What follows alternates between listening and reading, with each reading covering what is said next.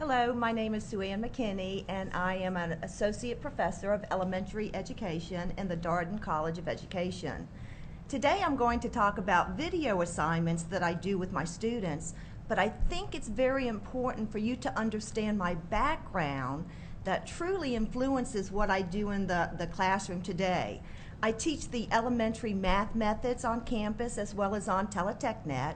So I'm actually preparing those students that want to be elementary teachers.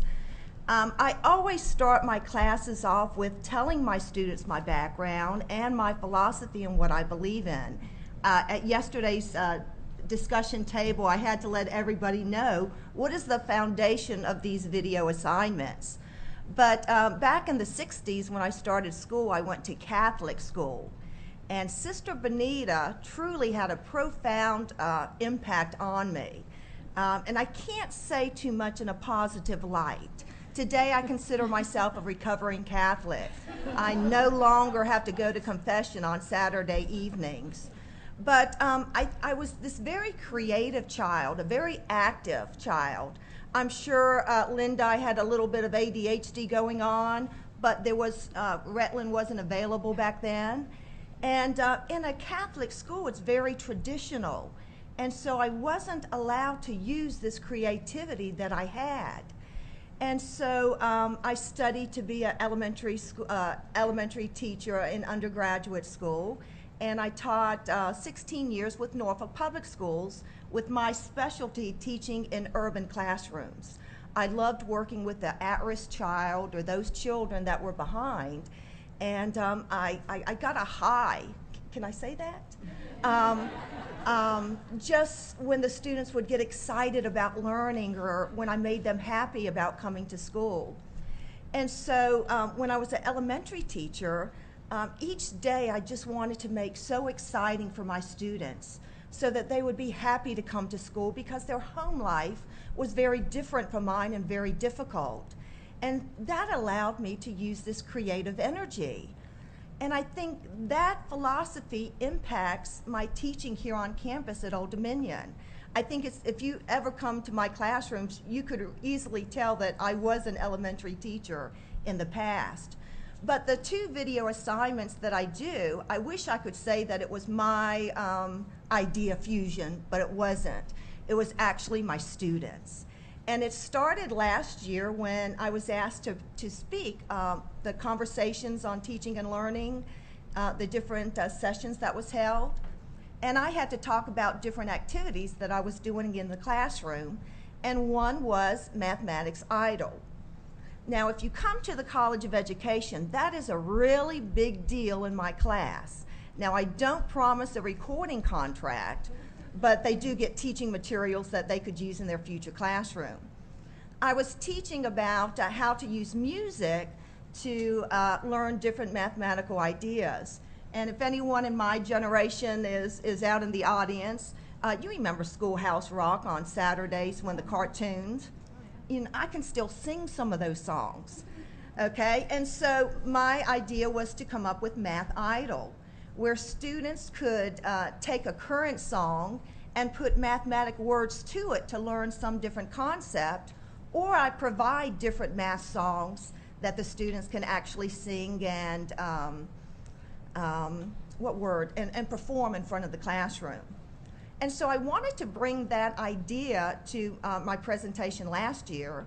So I asked one of the winners, Chad, he actually won last year, and he made a YouTube video of his performance. And then I thought, you know, I'm going to try to be real ingenious with this. And so this year, all the students had to make the video of their Mathematics Idol. And you know, it's been a long time since American Bandstand for me. But I tell you what, I am truly hip now on all the songs on MTV. Okay, I don't pay that extra charge to Cox Cable, but I know the number, I guess the top 10 songs. And so students actually perform different ideas because I guess I want them to have that energy that I had to truly turn on all of the learners to mathematics because it's such a subject that has a negative reputation. Excuse me.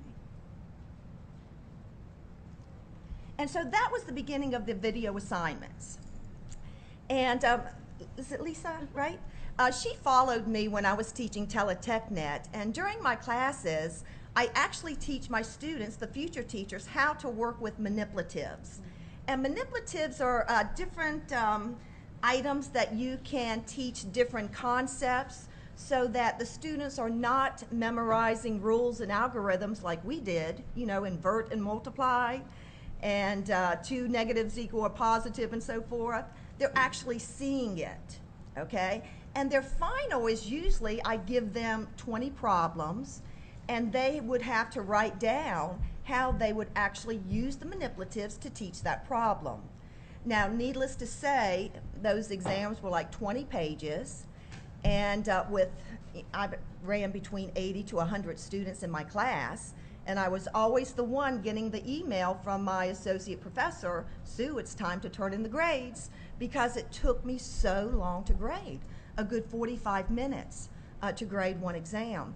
But I truly was committed, I am committed to really preparing our teachers, because I've been in the trenches and I see how needy our urban schools are for having effective teachers. So I took the time, and plus I didn't have a life anyway. And so one of my students came to me and said, can I do this by video? And sure, you know, I'm open to any ideas, because I can remember having that creativity and not being able to implement it. And so one of my students, Kelly McGuire, she came with me yesterday, and for those of you that were at the table, she presented her final, but she actually did it by video. She took the manipulatives, how she would teach the problems. And my goodness, it only took me 20 minutes to grade. And so I'm going to try, next semester will be my first attempt at requiring my students to do their final by video. And I'm sure there's going to be some kinks in the road as I work this out. And I've already decided to come up with a rubric, what I'm looking for.